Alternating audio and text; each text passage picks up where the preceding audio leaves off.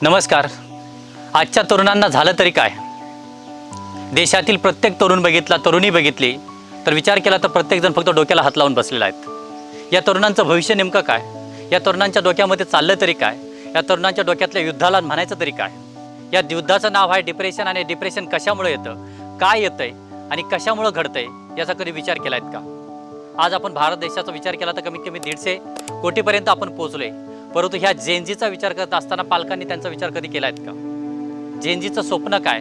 एका रात्रीत मोठं बनण्याचं, एका रात्रीत तामझाम सगळ्या गोष्टी आपल्याला मिळायला पाहिजे, मिळायला हव्यात याचा विचार करण्याचं. मग ह्या तरुणांच्या स्वप्नांचा विचार करत असताना या तरुणांनी स्वप्न नेमकी कोणती बाळगली आहेत याचा कधी विचार केला आहेत का? देश हा पूर्ण डिप्रेशनमध्ये चालला आहे. असं म्हटलं जातं 2030मध्ये पूर्ण भारत हा डिप्रेशनमध्ये जाणार, फक्त तो स्क्रोलिंगमुळे.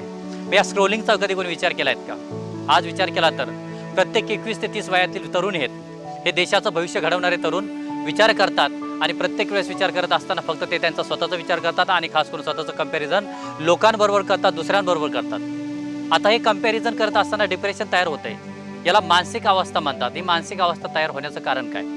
आज भारतात विचार केला तर, महाराष्ट्रात विचार केला तर, प्रत्येक मिनिटाला, प्रत्येक सेकंदाला विचार केला तर हजारो तरुण आहेत, असे हजारो तरुण आहेत तर ते आत्महत्या करत आहेत फक्त डिप्रेशनमुळे.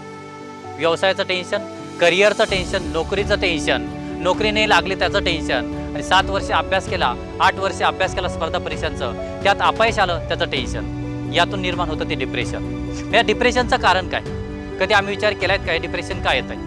मानसिकता कशा तयार झाल्यात? दुसऱ्याबरोबर खास करून विद्यार्थ्यांचं, माणसांचं आणि खास करून तरुणांचं तुलना चालू आहेत. ही तुलना कधी बंद होणार? आज आपण विचार केला तर निसर्गाने आम्हाला सुंदर असं जीवन दिलं आहे. निसर्गाने खास करून विचार केला तर प्रत्येक गोष्टी सुखकर दिल्या आहेत. पण त्या निसर्गाचा विचार करत असताना आम्ही पक्षी, प्राणी, फुलं, फळं यांचा विचार केला असता त्या सजीवांनी कधी विचार केलाय का? दुसऱ्याबरोबर बॅलन्स केलायत का? ते आपलं जीवन सुंदर जगत असतात.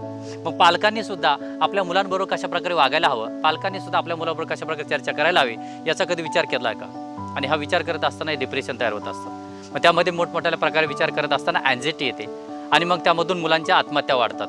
मग हे होण्याचं कारण एकमेव आहेत त्यांच्यावर असलेलं प्रेशर, सामाजिक प्रेशर, कौटुंबिक प्रेशर आणि खास करून व्यवसाय.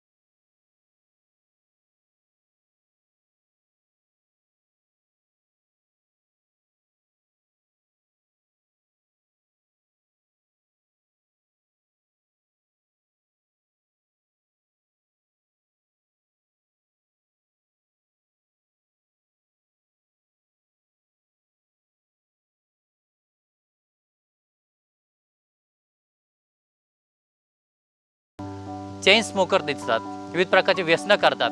व्यसनं करण्याचं कारण काय? कधी आपण पालक म्हणून, कधी मित्र म्हणून, कधी शिक्षक म्हणून, एक चांगला समाज घटक म्हणून त्या मुलांबरोबर कधी बोललो आहेत का?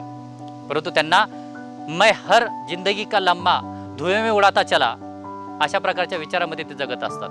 असं म्हटलं जातं तुमच्या देशातील अगर विकास बघायचा असेल, तुमच्या देशाचं स्वप्न बघायचं असेल, तुमच्या देशाचा खास करून डेव्हलपमेंट बघायची असेल तर तुमच्या देशातल्या तरुणांच्या होटावरती कोणतं गाणं आहे तेव्हा त्यावर देऊन ठरत असतं तुमच्या देशाचा विकास, तुमच्या देशाचा डेव्हलपमेंट आणि खास करून तुमच्या देशाची प्रगती. आज विचार केला तर जेनजी पूर्ण फक्त सोशल मीडियामध्ये अटकलाय, जेनजी पूर्ण स्क्रोलिंगमध्ये अटकलाय आणि हा जेनजी स्वतःचं स्वप्न फक्त त्यामध्ये बघतोय. 1 मिनिटाच्या 1 सेकंदाच्या टिकवरती गेल्यानंतर कमीत कमी 2 तास कधी निघून जातात त्याला कळत नाहीत. आणि मग शेवटी तो एक तयार होतो फोबिया. फोबिया तयार झाल्यानंतर त्याला त्याशिवाय करमत नाही. जेवताना, बसताना, खाताना, पिताना, इव्हन ॲज अ वॉशरूममध्ये जाताना सुद्धा त्याला सेल पण सोशल मीडिया लागतो, त्याला अपडेट द्यावं लागतात. या अपडेटमुळं तो विद्यार्थी, तो मुलगा, तो तरुण जेनजी खास करून डिप्रेशनमध्ये चालला आहे आणि डिप्रेशन कमी करण्यासाठी तो एकाच मार्गाचा अवलंब करतो, ते म्हणजे व्यसन. मग हे व्यसन कशा प्रकार आहेत आज विचार केला तर ही सर्व क्रोनॉलॉजी आहेत. ही क्रोनॉलॉजी समजून घेत असताना याला इंग्लिशमध्ये एक शब्द आहे, तो म्हणजे मोडस ऑपरंडी. ही मोडस ऑपरंडी कशा प्रकारे होत असते, याची हायरार्की कशा प्रकारची आहेत.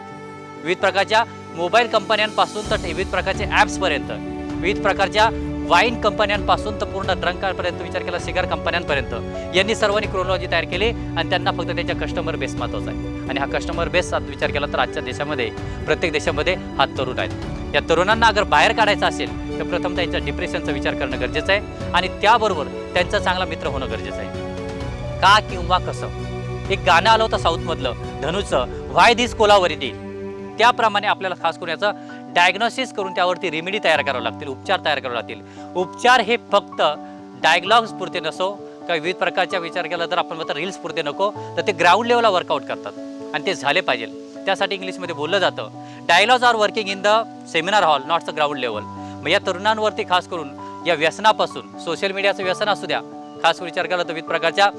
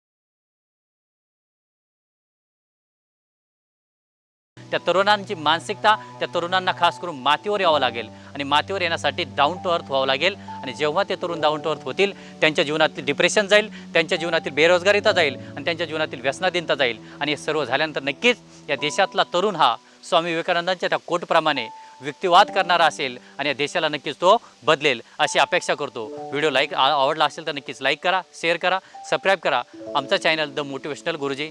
धन्यवाद.